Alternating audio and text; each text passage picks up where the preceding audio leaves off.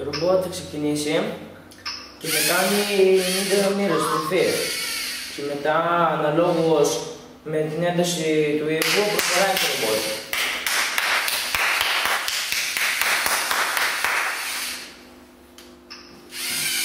Το ρομπότ μόλις βρίσκει τέλος δεύτερος, κάνει πίσω.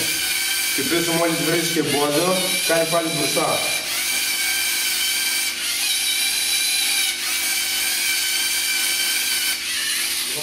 Το ρομπότ πάει αυτόματα μπροστά και μόλις ανιχνεύσει έναν ήχο, κάνει πίσω.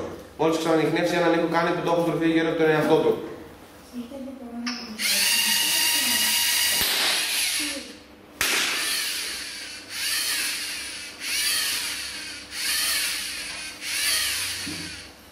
Το ρομποτάκι αρχικά έχει έναν ήχο, στη συνέχεια προχωράει μπροστά και όταν ανιχνεύει ένα εμπόδιο πηγαίνει προς τα πίσω και συνέχεια όταν βρίσκει το εμπόδιο συνεχίζει να προχωράει προς τα πίσω.